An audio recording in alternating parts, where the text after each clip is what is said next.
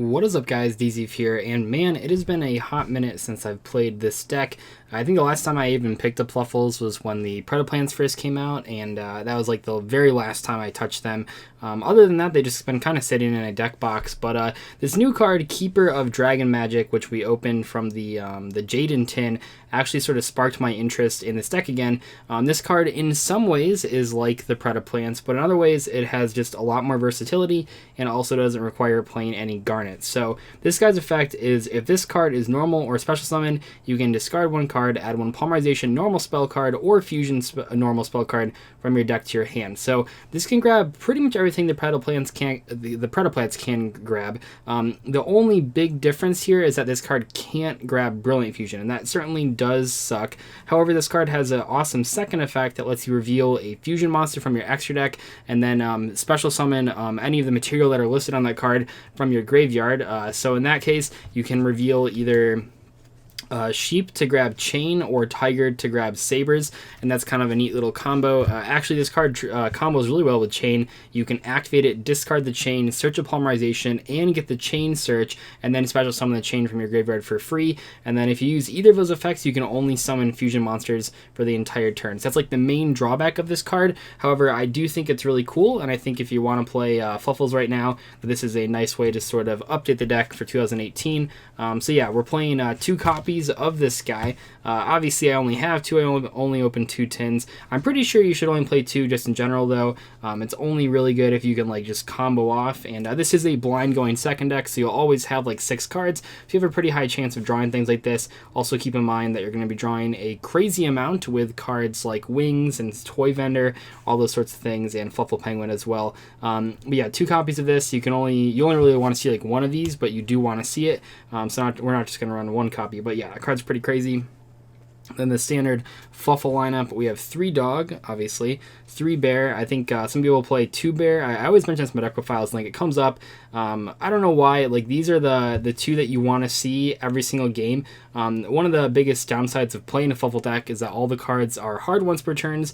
So I try to minimize the duplicates as far as especially playing 3 ofs, except in the case of these 2, because I think their effects are just so impactful that you really want to open like one or both. And we have 2 copies of Fluffle Wings. The addition of Link monsters makes it so that you can normal summon this and then get in the grave by summoning Link Kribo. That's kind of cool. I will mention that, yeah, I think like the biggest reason I didn't play this deck was because of Link summoning, but now we have like enough Link monsters to where we actually have like playable cards to use in this deck.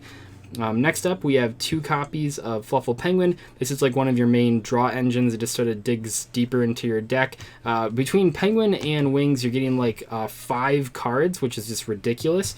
So a lot of times you just have like a million cards at your disposal. One of the things that Fluffles do well is just have a huge hand to deal with your opponent's stuff, which is good because you're trying to go second. 1 Fluffle Owl, 1 Fluffle Cat. These cards are pretty important. Not everyone plays Cat, but I think it's good for grinding through your opponent's back row, especially decks like Altergeist and True Dracos, which are going to be hard matchups, so you want to side deck for them. 3 copies of Edgem Chain, which is obviously like the best card in the deck. It's the reason that Fright for Patchwork is so good, is that it searches this card. Obviously we don't have Patchwork yet. Wink, wink, hint, hint. Maybe Konami will eventually give it to us, but at the moment we do not have it, but you need to play 3 this card.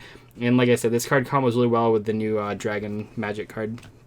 And then we have 1 Sabers. You do have to play this card. It's not like as good as it was before Chain came out. But Sabers is really important because it helps you summon Tiger as well as, I guess, Wolf. But that doesn't really come up as much. It's more just like summon Tiger and blow up your opponent's whole board. And then we have 1 Garnet. We're playing Brilliant Fusion. I feel like you're like crazy if you don't play Brilliant Fusion in this deck. I actually just don't understand like why people don't play Brilliant Fusion. It just combos, like if you open Brilliant Fusion and then either Dog or Bear, you can just like get a +5 for free, and that's just like so insane. I'm not sure why people don't like that combo. So yeah, we are playing the Garnet for the hand traps because it is a blind going second deck. We're also gonna have 2 impermanents, but that's in the actual trap section. So we have 2 copies of Ash because I couldn't fit it. I couldn't fit in 3 copies and actually keep it to 40 card deck. Then the more important card is Gamma. This card is seeing a lot of play right now. This is probably the best hand trap against Gokis because it not only stops the Isolde, but it also blows it up. One of the problems with the Ash Blossom is if you Ash an Isolde and then they have an extender like Instant Fusion, they can just make a second one, and that really sucks. So definitely want to play 3 Gamma, and then obviously we have to play the one of Driver, which really sucks to draw, but I mean, what are you gonna do? So that's for the, so basically you have 5 hand traps plus 2 more, so you have 7 things that you can draw. That's quick maths, and you can actually like stop your opponent's plays, which is good, because this deck actually, as long as like the other 5 cards in your hand when you're going second are like playable engine cards, which most of the deck is engine cards, you can usually just OTK your opponent. This isn't like a grindy type deck. And then we have 3 copies of Brilliant Fusion, the gorgeous Brilliant Fusion Ultimate Rare. This card's just insane. Like I said, I think I posted like multiple combo videos like from like a year ago with this card, and while you have to change them a little bit because of link summoning, for the most part they still work. This card is just so crazy because it sends wings to the graveyard. And then we have 3 copies of Toy Vendor, the card that keeps the whole deck together. You can dig for cards, you can put cards in the grave, you can trigger effects, you can just do everything with this. Obviously you need it for wings as well.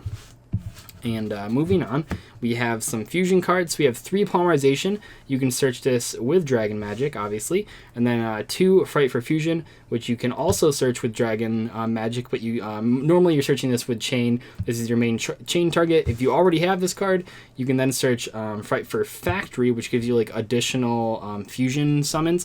So you can see here, like, you're going to be fusion summoning a lot, because you can do like Polymerization, Fright for Fusion, and Fright for Factory all in the same turn. And then if you have a cat, you can do like 2 Polymerizations.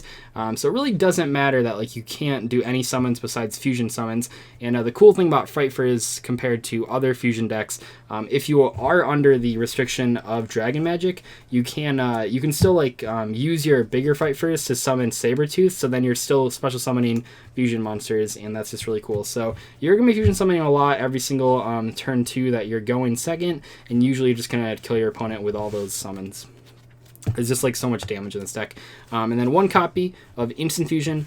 Just like with the Predaplants, you can search this card using the Dragon Magic. It's not like the thing that comes up the most often, because all you can really summon with this thing is Sheep, but that definitely does come up sometimes when you just don't have enough cards to actually make like a Fright for monster and then summon Fright for Sabertooth. Instant Fusion just cheats out the Sheep. And then lastly, we have 2 Impermanents. You don't have to play this card. Effect Failure almost does the job in every single situation, but this card does have protection against Call by the Grave, which is like one of the most popular quick play spells right now. Pretty much every single deck is playing Call by the Grave. Even I was playing an Altergeist for a hot second. So this card is really good because it doesn't get stopped by that. Kind of similar to Gamma. You just want like cards that can't be stopped by Call by the Grave because it's so popular and powerful for that matter. So yeah, we have 2 Infinite Permanents, 40 card deck, pretty straightforward as far as the Fluffle deck goes. I think a lot of those cards you guys have already seen before. And then for the extra deck, we have 3 Sabertooth. So when Link Summoning first came out, like I thought this deck was like dead, and it was, just like to be fair. But this card does deal with the extra Monster Zone very well. You just take out whatever Fright Furs in the extra Monster Zone to summon this card, and then you summon the card you just used back to the main Monster Zone. That's pretty good, and for the most part, it dodges that. It's just, like, the main problem is you can't, like, spam these anymore. Like, you can't summon multiples unless you summon a Link monster first. So luckily, you can do that, and there's actually a new Link monster that we'll get to in a minute here that makes this deck a lot better.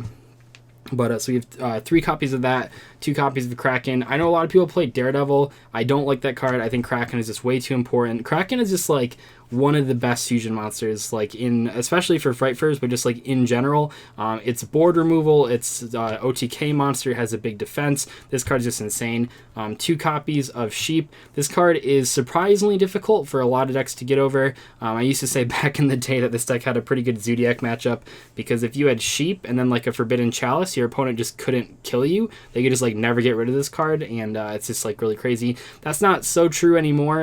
Definitely decks have more ways to get around this card. It definitely isn't as powerful as it used to be, but it's still really good, and a lot of times you summon one with the Instant Fusion, so you need to play 2. Obviously, we're going to play Tiger, blow up the whole board really good. And then these are your 2, your main reveal targets for the Dragon Magic to summon Chain or Sabers from your graveyard. And then we have 1 Wolf. This card rarely comes up. However, the times it does come up are usually times that you wouldn't have one otherwise. Mainly when you're using Wolf is when you've done like multiple fusion summons, and then you need to, like, you've blown up your opponent's whole board, and all you have left is like a Fright for Fusion in hand, and then you can summon a huge Wolf and just attack your opponent for like 1,000,000 damage.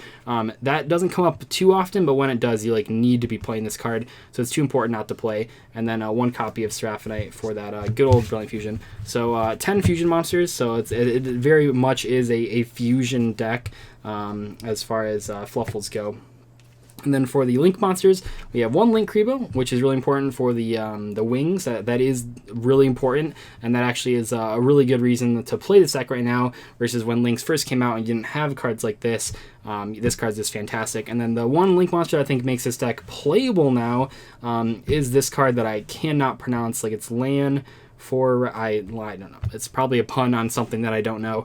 Obviously, like, I understand like land, but like I don't know what the other words are. Anyway, I always say I'm never gonna pronounce something, then I try to, doesn't go well. But this card's really good. It's no text, obviously. It just takes any two monsters, and it has two downward pointing arrows. This card is so good for decks like Fluffles, because if your deck is like all the same attribute, which the Fluffles are for the most part, except for like Penguin and Wings, if you're all the same attribute, you can play like Mrs. Radiant or like those types of cards. And that's like okay in this deck, but a lot of times you get in like an awkward position where you needed to use like a Penguin or a Wings for a Link monster. And like if your deck has like an archetype Link monster, you can play that, but this deck has neither of those things going for it. So this card is really good. I think this card probably won't see any play in like the metagame, because most of the meta decks have like a dedicated Link monster, but in decks like this, it's really cool to have. And then one Phoenix, which is really cool, and then one Unicorn, and lastly, one Borreload Dragon. It's just really hard playing Yu-Gi-Oh! Right now without Borreloading your extra deck. Not only is this like a good out to a lot of cards, it's also the best out to another Borreload. So if your opponent summons Borreload and you need to actually like kill theirs, this is the way to do it. Anyway, though, that is going to pretty much wrap up this deck profile. I really do think this is a fun, casual strategy. Obviously not going to break any tournaments here with this deck, but this card's really cool. Keeper of the Dragon Magic. I'm sure there's other things that you can play this in, but like the first deck that came to my mind that could take advantage of both the effects was Fluffles, so I want to update this deck. Anyway, though, I'll see you guys later. Thank you so much for watching. Bye.